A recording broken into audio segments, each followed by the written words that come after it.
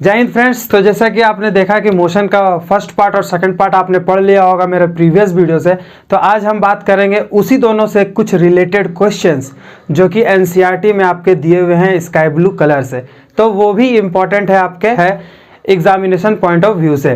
तो आज बात करते हैं वही कुछ क्वेश्चंस का। तो देखिए सबसे फर्स्ट क्वेश्चन जो है जो आपके स्क्रीन में दिख रहा होगा, तो फर्स्ट क्वेश्चन क्या कहता है कि an object has moved through a distance, can it have zero displacement? Yes, तो वो जीरो डिस्प्लेसमेंट बिल्कुल हो सकता है। जैसे कि मैंने प्रीवियस वीडियो में बताया था कि अगर आप कभी भी कहीं भी ट्रैवल कर रहे हो और मान लो ये आपका इनिशियल पोजीशन है और ये आपका फाइनल पोजीशन है, तो इसके बिटवीन का जो भी सबसे छोटा डिस्टेंस होगा उसको हम डिस्प्लेसमेंट कहेंगे।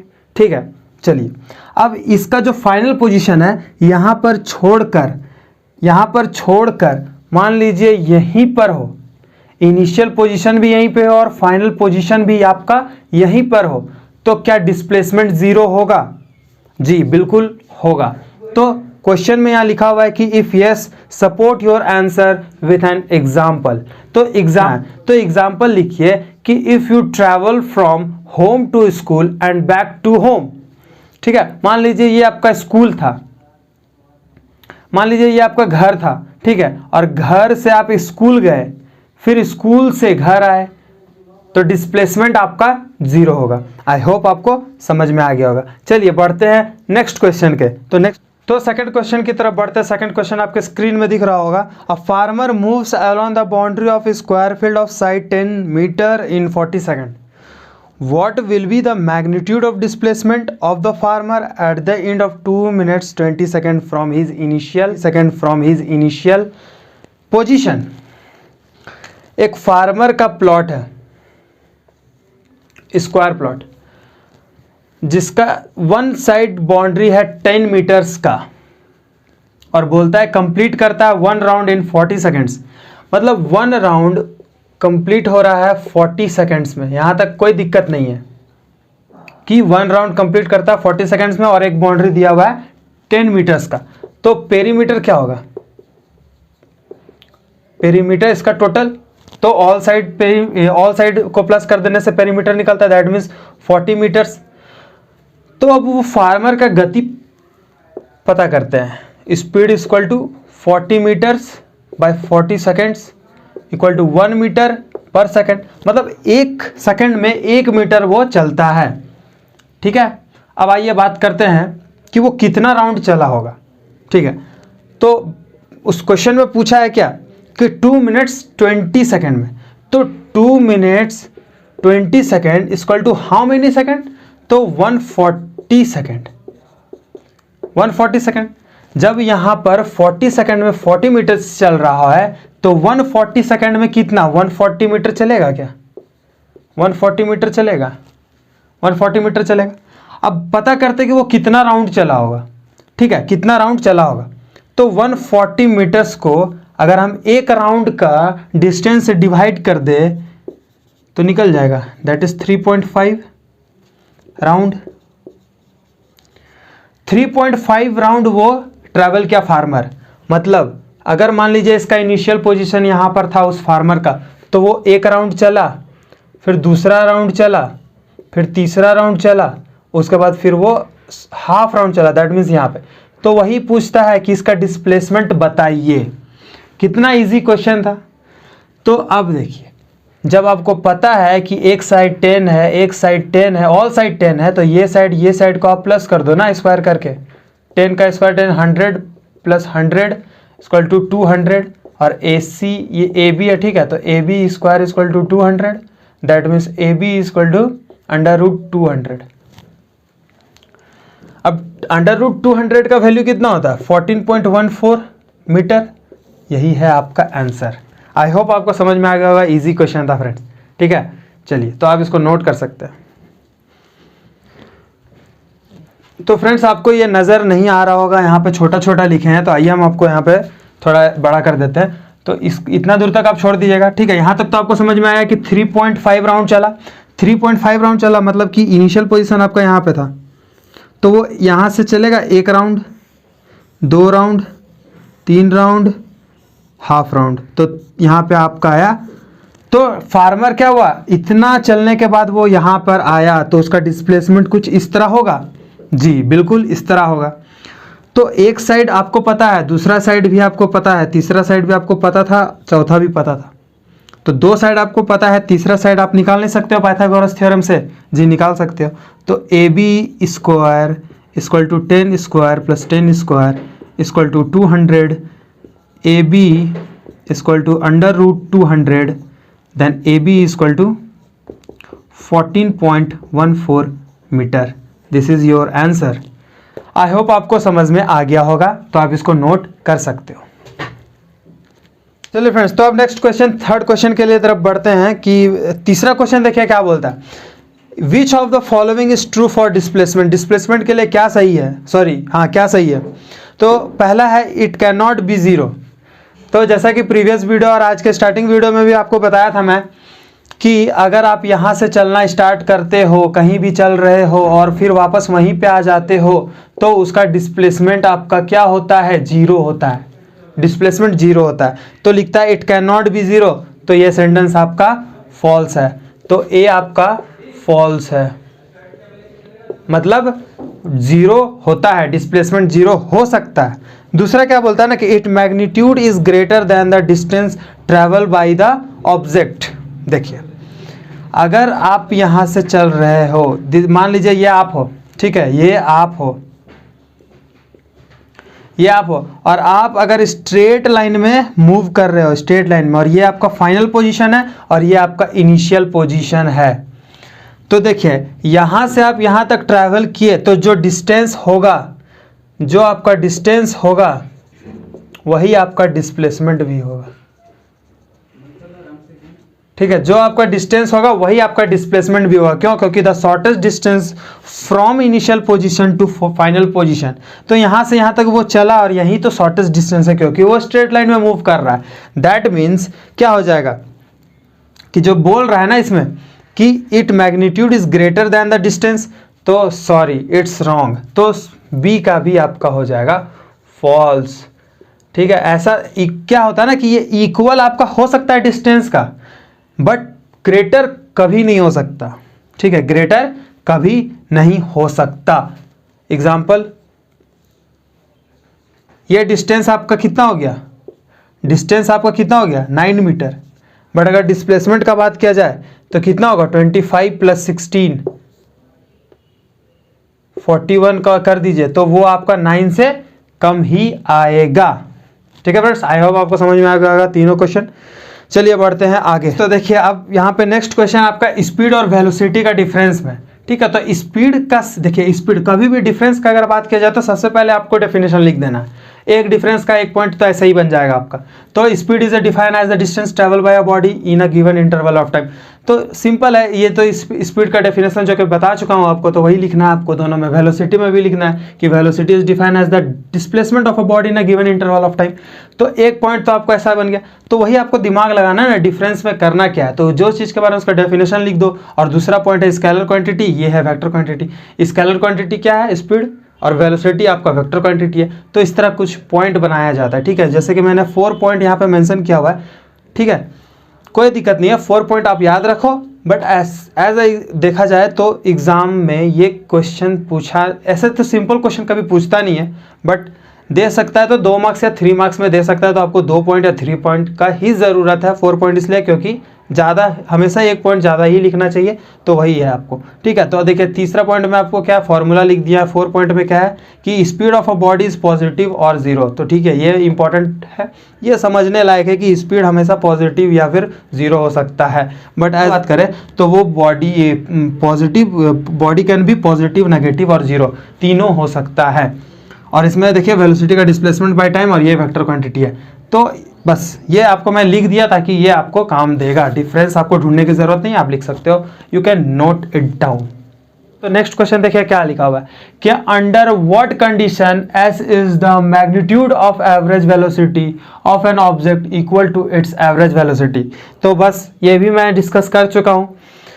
देखिए only when the object move along a straight line, only when the object move along the straight line.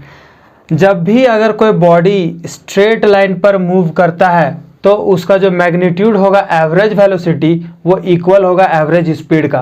क्यों? क्योंकि इसका जो डिस्टेंस है वो डिस्प्लेसमेंट के बराबर होगा, क्योंकि इनिशियल पोजीशन और फाइनल पोजीशन के बीच में जो शॉर्टेस्ट डिस्टेंस होता है उसी को हम डिस्प्लेसमेंट बोलते हैं, और ये एक्चुअल पाथ भी इतना ही करेगा और डिस्प्लेसमेंट भी इतना ही होगा। इसीलिए लिखा हुआ है only when the object moves along a straight line path. तो सब और सब एक ही कॉन्सेप्ट है इसमें, डिस्प्लेसमेंट वाला जो कॉन्सेप्ट लग रहा है ना, सिर्फ वही कॉन्सेप्ट है। तो इसमें कुछ नया चीज़ नहीं है, ये जो क्वेश्चन है इसमें कुछ नया चीज़ मैंने बताया हूँ। अब बात करते हैं थर्ड का। तो what does the odometer of an automobile measure? ठीक है, तो गाड़ी के आगे जो चमकता है ना वही है, it major distance travelled by vehicles. ठीक है, वो मेजर करता है डिस्टेंस को। ठीक है, कुछ इस तरह आपको देखते हो, यहाँ पे होता है ना, यहाँ पे 100, यहाँ पे 140, तो बस वही मेजर करता है। उसी के नीचे यहाँ पे ऑडोमीटर लगा हुआ रहता है। ठीक है फ्रेंड्स, आई होप आपको ये समझ में आ गया होगा, तो इसको भी आप नोट कर सकते हो। बढ़ते हैं नेक्स्ट क्वेश्चन की तरफ। यस फ्रेंड्स, तो अब देखिए बात करते हैं कि नेक्स्ट क्वेश्चन क्या बोलता है कि what does the path of an object look like when it is in uniform motion. ठीक है, तो देखिए यूनिफॉर्म मोशन का जब बात बोल रहा है ना, तो यूनिफॉर्म मोशन इक्वल टू क्या होता है, equal distance in equal interval of time. ठीक है, तो इसका मतलब क्या है कि इसका स्पीड कांस्टेंट रहेगा।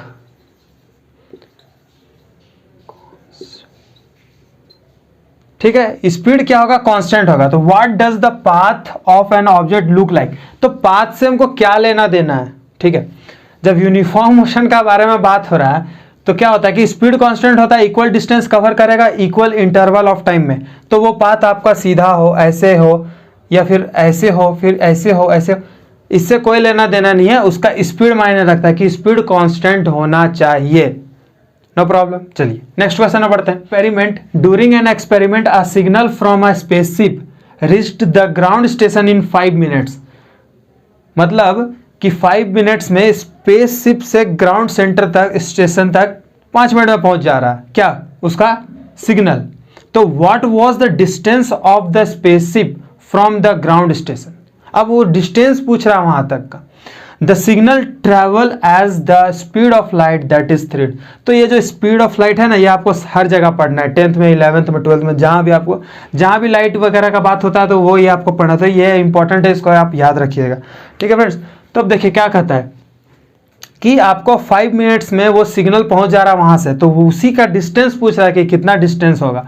ठीक है, तो जैसा कि आप जान रहे हो, speed equal to what, distance by time. Speed equal to what, distance by time. निकालना क्या है आपको, व्हाट वाज द डिस्टेंस, आपको निकालना क्या है, डिस्टेंस। देन डिस्टेंस निकालना क्या है आपको, डिस्टेंस निकालना है। तो distance equal to what, speed into time. दिख रहा है ना आपको, ये निकालना है आपको, distance equal to speed by time. Speed आपका दिया हुआ है 3 इंटू, और टाइम आपका दिया हुआ है 5 मिनट्स। तो 5 मिनट्स को आप कन्वर्ट कर लो सेकंड में, दैट मीन्स 300 सेकेंड। यही होता है ना शायद, हाँ यही होता है। तो अब इसको 300 सेकेंड से कर लो, कैलकुलेट कर दो। 3 इंटू 3 दैट इज 9, बचा कितना, 2 0, तो 10 का पावर 10 मीटर पर सेकेंड। ये होगा आपका आंसर। आई होप आपको समझ में आ गया होगा, तो नोट कर सकते हो आप, इसको नोट कर लो।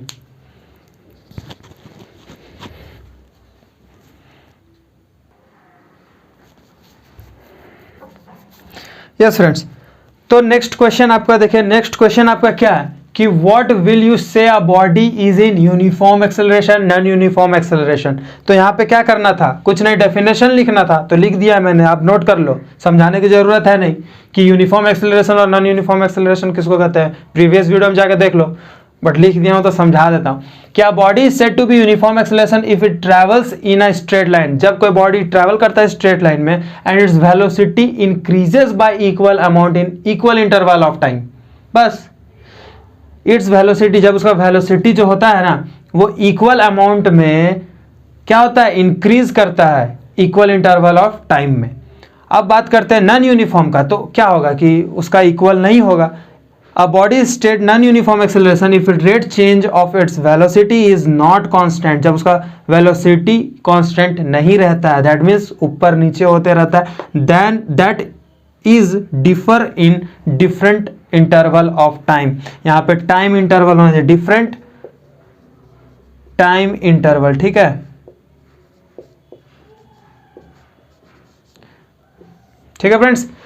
तो यहाँ क्या है कि इज नॉट वेलोसिटी उसका कांस्टेंट नहीं रहता है, और वो क्या होता है ना कि डिफर करता है इन डिफरेंट टाइम इंटरवल में, तो उसी को हम क्या कहेंगे, non uniform acceleration. Uniform acceleration समझ गए, वेलोसिटी इंक्रीज करता है equal amount in equal interval of time, that's it. बस यही आपको नोट कर लो। फिर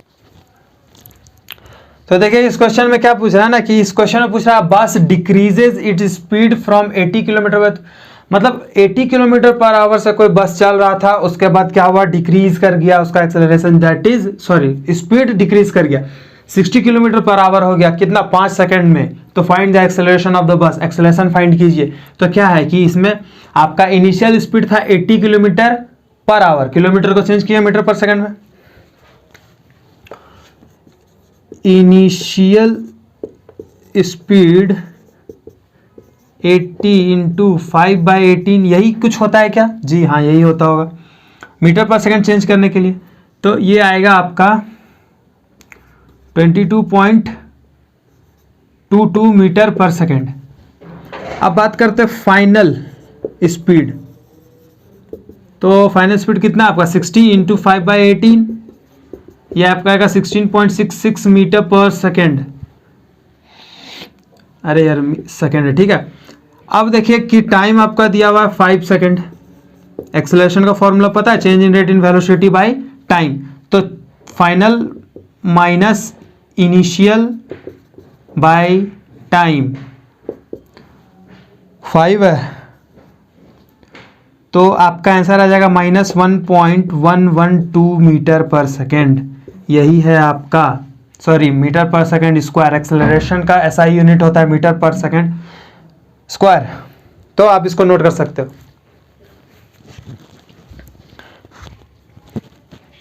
यस फ्रेंड्स, तो अब नेक्स्ट क्वेश्चन देखा जाए। तो नेक्स्ट क्वेश्चन कहता है कि train starting from a railway station, train starting from a railway station and moving with uniform acceleration attain a speed of 40 kilometre per hour in 10 minutes, find its acceleration.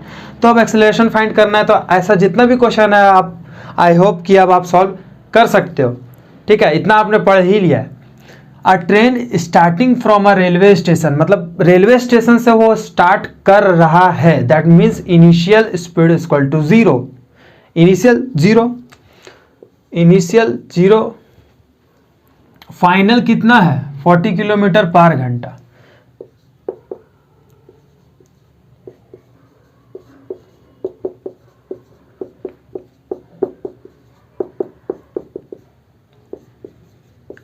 ठीक ठीक, अब इसका time है 10 minutes, that means 600 seconds,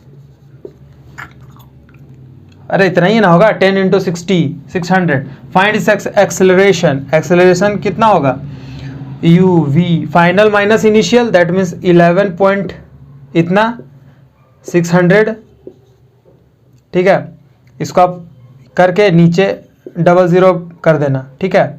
तो ये आपका कुछ 0.018 metre पर सेकंड आएगा, मीटर पर सेकंड स्क्वायर आएगा, ठीक है। ठीक, तो ये है आपका आंसर। आई होप आपका आज का वीडियो अच्छा लगा होगा। तो आज मैंने जितना भी क्वेश्चन सॉल्व किया सारे के सारे एनसीईआरटी क्वेश्चंस थे, जो कि स्काई ब्लू से आपके प्रिंटेड है, बुक में आप देख सकते हो, ठीक है फ्रेंड्स। तो आई होप आपको ये वीडियो अच्छा लगा हो। तो बस इसी तरह वीडियो पाने के लिए प्लीज़ लाइक सब्सक्राइब कर दे और शेयर कर दे अपने क्लासमेट्स पे, ठीक है। तो तब तक के लिए बाय, जय हिंद।